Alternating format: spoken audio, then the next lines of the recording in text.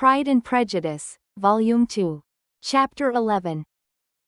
When they were gone, Elizabeth, as if intending to exasperate herself as much as possible against Mr. Darcy, chose for her employment the examination of all the letters which Jane had written to her since her being in Kent. They contained no actual complaint, nor was there any revival of past occurrences, or any communication of present suffering. But in all, and in almost every line of each, there was a want of that cheerfulness which had been used to characterize her style, and which, proceeding from the serenity of a mind at ease with itself, and kindly disposed towards everyone, had been scarcely ever clouded. Elizabeth noticed every sentence conveying the idea of uneasiness, with an attention which it had hardly received on the first perusal. Mr. Darcy's shameful boast of what misery he had been able to inflict gave her a keener sense of her sister's sufferings. It was some consolation to think that his visit to Rosings was to end on the day after the next, and a still greater, that in less than a fortnight, she should herself be with Jane again, and enabled to contribute to the recovery of her spirits, by all that affection could do. She could not think of Darcy's leaving Kent, without remembering that his cousin was to go with him. But Colonel Fitzwilliam had made it clear that he had no intentions at all. And agreeable as he was, she did not mean to be unhappy about him.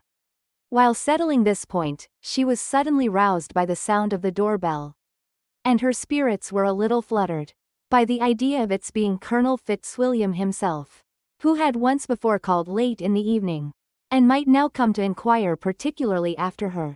But this idea was soon banished, and her spirits were very differently affected, when, to her utter amazement, she saw Mr. Darcy walk into the room. In an hurried manner he immediately began an enquiry after her health, imputing his visit to a wish of hearing that she were better. She answered him with cold civility. He sat down for a few moments, and then getting up walked about the room. Elizabeth was surprised, but said not a word. After a silence of several minutes, he came towards her in an agitated manner, and thus began. "In vain have I struggled. It will not do. My feelings will not be repressed. You must allow me to tell you how ardently I admire and love you." Elizabeth's astonishment was beyond expression. She stared, colored, doubted, and was silent. This he considered sufficient encouragement, and the avowal of all that he felt and had long felt for her immediately followed. He spoke well, but there were feelings besides those of the heart to be detailed, and he was not more eloquent on the subject of tenderness than of pride. His sense of her inferiority, of its being a degradation of the family obstacles which judgment had always opposed to inclination, were dwelt on with a warmth which seemed due to the consequence he was wounding, but was very unlikely to recommend his suit. In spite of her deeply rooted dislike, she could not be insensible to the compliment of such a man's affection, and though her intentions did not vary for an instant, she was at first sorry for the pain he was to receive, till, roused to resentment by his subsequent language, she lost all compassion in anger. She tried, however, to compose herself to answer him with patience. When he should have done, he concluded with representing to her the strength of that attachment which, in spite of all his endeavors, he had found impossible to conquer, and with expressing his hope that it would now be rewarded by her acceptance of his hand. As he said this, she could easily see that he had no doubt of a favorable answer. He spoke of apprehension and anxiety, but his countenance expressed real security. Such a circumstance could only exasperate farther, and when he ceased, the color rose into her cheeks, and she said, "In such cases as this, it is, I believe, the established mode to express a sense of obligation for the sentiments avowed. However unequally they may be returned, it is natural that obligation should be felt, and if I could feel gratitude, I would now thank you. But I cannot. I have never desired your good opinion, and you have certainly bestowed it most unwillingly. I am sorry to have occasioned pain to anyone. It has been most unconsciously done, however, and I hope will be of short duration. The feelings which, you tell me, have long prevented the acknowledgement of your regard, can have little difficulty in overcoming it after this explanation."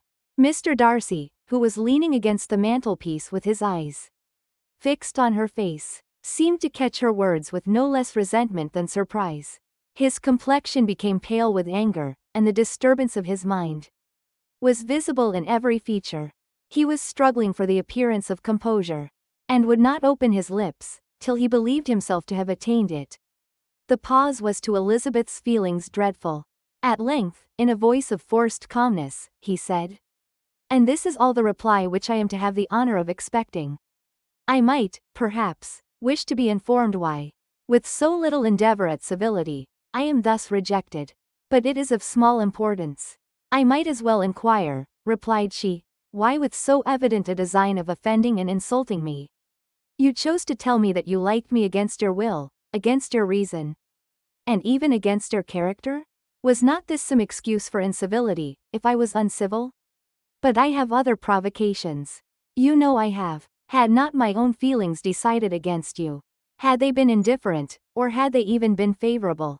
Do you think that any consideration would tempt me to accept the man who has been the means of ruining, perhaps forever, the happiness of a most beloved sister?" As she pronounced these words, Mr. Darcy changed color. But the emotion was short, and he listened without attempting to interrupt her while she continued, "I have every reason in the world to think ill of you. No motive can excuse the unjust and ungenerous part you acted there. You dare not, you cannot deny that you have been the principal, if not the only means of dividing them from each other, of exposing one to the censure of the world for caprice and instability, the other to its derision for disappointed hopes, and involving them both in misery of the acutest kind." She paused, and saw with no slight indignation that he was listening with an air which proved him wholly unmoved by any feeling of remorse. He even looked at her with a smile of affected incredulity. "Can you deny that you have done it?" she repeated. With assumed tranquillity he then replied, "I have no wish of denying that I did everything in my power to separate my friend from your sister, or that I rejoice in my success. Towards him I have been kinder than towards myself." Elizabeth disdained the appearance of noticing this civil reflection, but its meaning did not escape, nor was it likely to conciliate her. "But it is not merely this affair," she continued, "on which my dislike is founded. Long before it had taken place, my opinion of you was decided. Your character was unfolded in the recital, which I received many months ago from Mr. Wickham. On this subject, what can you have to say? In what imaginary act of friendship can you here defend yourself? Or under what misrepresentation can you here impose upon others? You take an eager interest in that gentleman's concerns," said Darcy in a less tranquil tone, and with a heightened color. "Who that knows what his misfortunes have been, can help feeling an interest in him?" "His misfortunes," repeated Darcy contemptuously. "Yes, his misfortunes have been great indeed. And of your infliction," cried Elizabeth with energy, "you have reduced him to his present state of poverty, comparative poverty. You have withheld the advantages, which you must know to have been designed for him. You have deprived the best years of his life, of that independence which was no less his due than his desert. You have done all this, and yet you can treat the mention of his misfortunes with contempt and ridicule. And this," cried Darcy, as he walked with quick steps across the room, "is your opinion of me. This is the estimation in which you hold me. I thank you for explaining it so fully. My faults, according to this calculation, are heavy indeed. But perhaps," added he, stopping in his walk, and turning towards her, "these offences might have been overlooked, had not your pride been hurt by my honest confession of the scruples that had long prevented my forming any serious design. These bitter accusations might have been suppressed, had I with greater policy concealed my struggles, and flattered you into the belief of my being impelled by unqualified, unalloyed inclination, by reason, by reflection, by everything. But disguise of every sort is my abhorrence. Nor am I ashamed of the feelings I related. They were natural and just. Could you expect me to rejoice in the inferiority of your connections?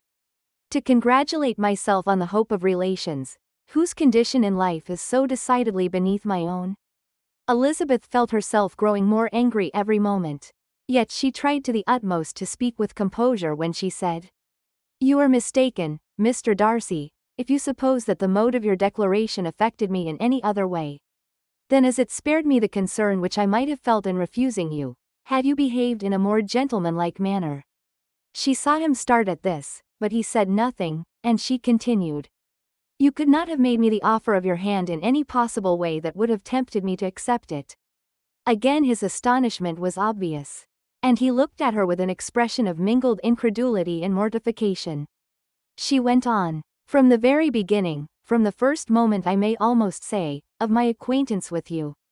Your manners impressing me with the fullest belief of your arrogance, your conceit, and your selfish disdain of the feelings of others, were such as to form that groundwork of disapprobation, on which succeeding events have built so immovable a dislike. And I had not known you a month before I felt that you were the last man in the world whom I could ever be prevailed on to marry. You have said quite enough, madam. I perfectly comprehend your feelings, and have now only to be ashamed of what my own have been. Forgive me for having taken up so much of your time, and accept my best wishes for your health and happiness. And with these words he hastily left the room. And Elizabeth heard him the next moment open the front door and quit the house. The tumult of her mind was now painfully great. She knew not how to support herself, and from actual weakness sat down and cried for half an hour. Her astonishment, as she reflected on what had passed, was increased by every review of it. That she should receive an offer of marriage from Mr. Darcy. That he should have been in love with her for so many months. So much in love as to wish to marry her in spite of all the objections which had made him prevent his friends marrying her sister. And which must appear at least with equal force in his own case, was almost incredible. It was gratifying to have inspired unconsciously so strong an affection. But his pride, his abominable pride, his shameless avowal of what he had done with respect to Jane. His unpardonable assurance in acknowledging, though he could not justify it. And the unfeeling manner in which he had mentioned Mr. Wickham, his cruelty towards whom he had not attempted to deny, soon overcame the pity which the consideration of his attachment had for a moment excited. She continued in very agitating reflections till the sound of Lady Catherine's carriage made her feel how unequal she was to encounter Charlotte's observation, and hurried her away to her room. Chapter 12. Elizabeth awoke the next morning to the same thoughts and meditations which had at length closed her eyes. She could not yet recover from the surprise of what had happened. It was impossible to think of anything else, and totally indisposed for employment, she resolved soon after breakfast to indulge herself in air and exercise. She was proceeding directly to her favorite walk, when the recollection of Mr. Darcy's sometimes coming there stopped her. And instead of entering the park, she turned up the lane, which led her farther from the turnpike road. The park paling was still the boundary on one side, and she soon passed one of the gates into the ground. After walking 2 or 3 times along that part of the lane, she was tempted, by the pleasantness of the morning, to stop at the gates and look into the park. The 5 weeks which she had now passed in Kent, had made a great difference in the country, and every day was adding to the verdure of the early trees. She was on the point of continuing her walk, when she caught a glimpse of a gentleman within the sort of grove which edged the park. He was moving that way, and fearful of its being Mr. Darcy, she was directly retreating. But the person who advanced, was now near enough to see her, and stepping forward with eagerness, pronounced her name. She had turned away, but on hearing herself called, though in a voice which proved it to be Mr. Darcy, she moved again towards the gate.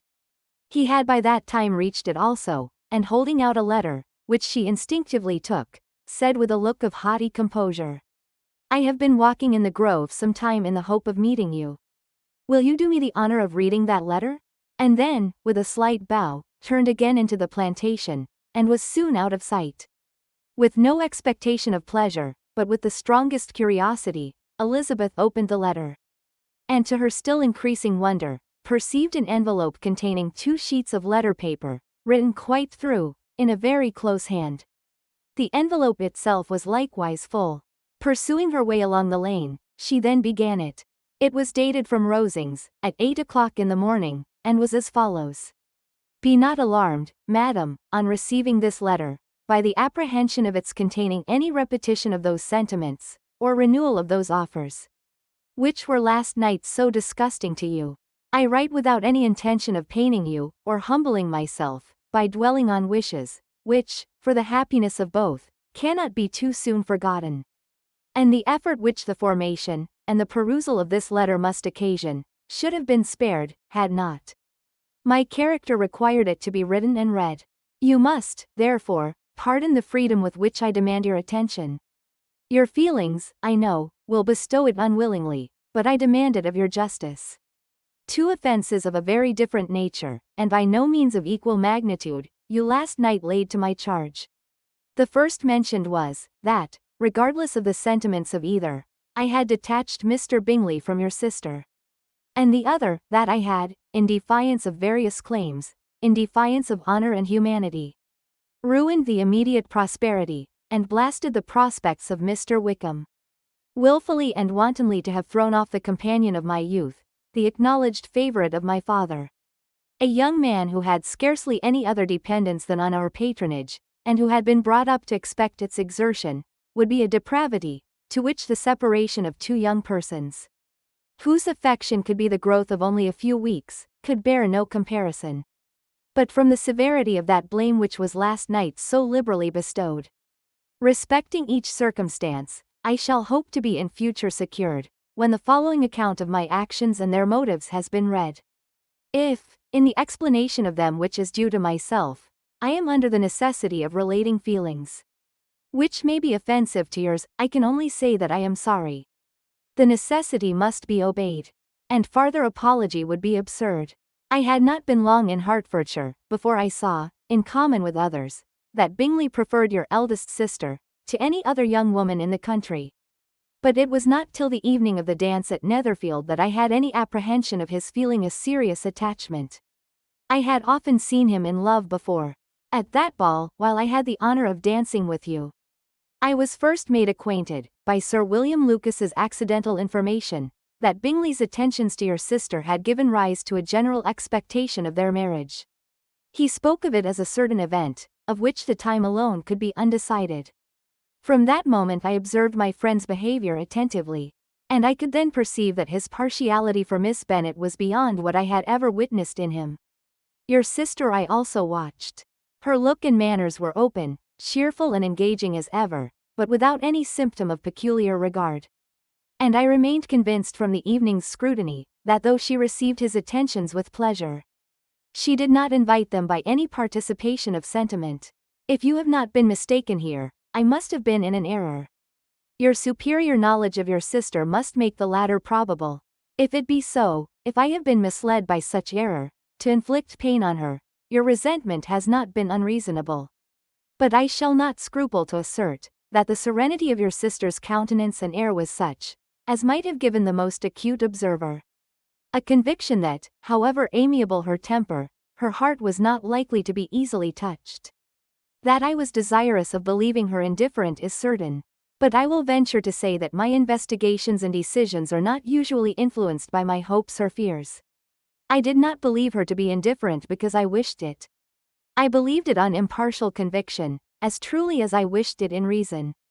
My objections to the marriage were not merely those, which I last night acknowledged to have required the utmost force of passion to put aside, in my own case. The want of connection could not be so great an evil to my friend as to me. But there were other causes of repugnance.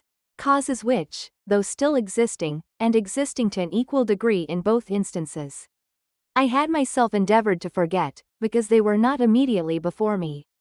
These causes must be stated, though briefly. The situation of your mother's family, though objectionable, was nothing in comparison of that total want of propriety so frequently, so almost uniformly betrayed by herself, by your 3 younger sisters, and occasionally even by your father. Pardon me. It pains me to offend you. But amidst your concern for the defects of your nearest relations, and your displeasure at this representation of them, let it give you consolation to consider that, to have conducted yourselves so as to avoid any share of the like censure, is praise no less generally bestowed on you and your eldest sister, than it is honourable to the sense and disposition of both. I will only say farther, that from what passed that evening, my opinion of all parties was confirmed, and every inducement heightened, which could have led me before, to preserve my friend from what I esteemed a most unhappy connection. He left Netherfield for London, on the day following, as you, I am certain, remember, with the design of soon returning. The part which I acted is now to be explained. His sister's uneasiness had been equally excited with my own. Our coincidence of feeling was soon discovered. And, alike sensible that no time was to be lost in detaching their brother, we shortly resolved on joining him directly in London. We accordingly went, and there I readily engaged in the office of pointing out to my friend the certain evils of such a choice. I described and enforced them earnestly. But, however this remonstrance might have staggered or delayed his determination, I do not suppose that it would ultimately have prevented the marriage, had it not been seconded by the assurance, which I hesitated not in giving, of your sister's indifference. He had before believed her to return his affection with sincere, if not with equal regard. But Bingley has great natural modesty, with a stronger dependence on my judgment than on his own. To convince him, therefore, that he had deceived himself, was no very difficult point. To persuade him against returning into Hertfordshire, when that conviction had been given, was scarcely the work of a moment. I cannot blame myself for having done thus much. There is but one part of my conduct in the whole affair, on which I do not reflect with satisfaction. It is that I condescended to adopt the measures of art so far as to conceal from him your sister's being in town. I knew it myself, as it was known to Miss Bingley, but her brother is even yet ignorant of it. That they might have met without ill consequence, is perhaps probable. But his regard did not appear to me enough extinguished for him to see her without some danger. Perhaps this concealment, this disguise, was beneath me. It is done, however, and it was done for the best. On this subject I have nothing more to say, no other apology to offer. If I have wounded your sister's feelings, it was unknowingly done. And though the motives which governed me may to you very naturally appear insufficient, I have not yet learnt to condemn them. With respect to that other, more weighty accusation, of having injured Mr. Wickham, I can only refute it by laying before you the whole of his connection with my family. Of what he has particularly accused me I am ignorant, but of the truth of what I shall relate, I can summon more than one witness of undoubted veracity. Mr. Wickham is the son of a very respectable man, who had for many years the management of all the Pemberley estates, and whose good conduct in the discharge of his trust naturally inclined my father to be of service to him. And on George Wickham, who was his godson, his kindness was therefore liberally bestowed. My father supported him at school, and afterwards at Cambridge. Most important assistance, as his own father, always poor from the extravagance of his wife, would have been unable to give him a gentleman's education. My father was not only fond of this young man's society, whose manners were always engaging. He had also the highest opinion of him, and hoping the church would be his profession, intended to provide for him in it. As for myself, it is many, many years since I first began to think of him in a very different manner. The vicious propensities, the want of principle which he was careful to guard from the knowledge of his best friend, could not escape the observation of a young man of nearly the same age with himself, and who had opportunities of seeing him in unguarded moments, which Mr. Darcy could not have. Here again I shall give you pain, to what degree you only can tell. But whatever may be the sentiments which Mr. Wickham has created, a suspicion of their nature shall not prevent me from unfolding his real character. It adds even another motive. My excellent father died about 5 years ago, and his attachment to Mr. Wickham was to the last so steady, that in his will he particularly recommended it to me, to promote his advancement in the best manner that his profession might allow, and if he took orders, desired that a valuable family living might be his as soon as it became vacant. There was also a legacy of £1,000. His own father did not long survive mine, and within half a year from these events, Mr. Wickham wrote to inform me that, having finally resolved against taking orders, he hoped I should not think it unreasonable for him to expect some more immediate pecuniary advantage, in lieu of the preferment, by which he could not be benefited. He had some intention, he added, of studying the law, and I must be aware that the interest of £1,000 would be a very insufficient support therein. I rather wished than believed him to be sincere, but at any rate, was perfectly ready to accede to his proposal. I knew that Mr. Wickham ought not to be a clergyman. The business was therefore soon settled. He resigned all claim to assistance in the church, were it possible that he could ever be in a situation to receive it, and accepted in return £3,000. All connection between us seemed now dissolved. I thought too ill of him to invite him to Pemberley, or admit his society in town. In town I believe he chiefly lived, but his studying the law was a mere pretense, and being now free from all restraint, his life was a life of idleness and dissipation. For about 3 years I heard little of him. But on the decease of the incumbent of the living which had been designed for him, he applied to me again by letter for the presentation. His circumstances, he assured me, and I had no difficulty in believing it, were exceedingly bad. He had found the law a most unprofitable study, and was now absolutely resolved on being ordained, if I would present him to the living in question. Of which he trusted there could be little doubt, as he was well assured that I had no other person to provide for. And I could not have forgotten my revered father's intentions. You will hardly blame me for refusing to comply with this entreaty, or for resisting every repetition of it. His resentment was in proportion to the distress of his circumstances, and he was doubtless as violent in his abuse of me to others, as in his reproaches to myself. After this period, every appearance of acquaintance was dropped. How he lived I know not. But last summer he was again most painfully obtruded on my notice. I must now mention a circumstance which I would wish to forget myself, and which no obligation less than the present should induce me to unfold to any human being. Having said thus much, I feel no doubt of your secrecy. My sister, who is more than 10 years my junior, was left to the guardianship of my mother's nephew, Colonel Fitzwilliam, and myself. About a year ago, she was taken from school, and an establishment formed for her in London. And last summer she went with the lady who presided over it, to Ramsgate. And thither also went Mr. Wickham, undoubtedly by design. For there proved to have been a prior acquaintance between him and Mrs. Yonge, in whose character we were most unhappily deceived. And by her connivance and aid, he so far recommended himself to Georgiana, whose affectionate heart retained a strong impression of his kindness to her as a child, that she was persuaded to believe herself in love, and to consent to an elopement. She was then but 15, which must be her excuse. And after stating her imprudence, I am happy to add, that I owed the knowledge of it to herself.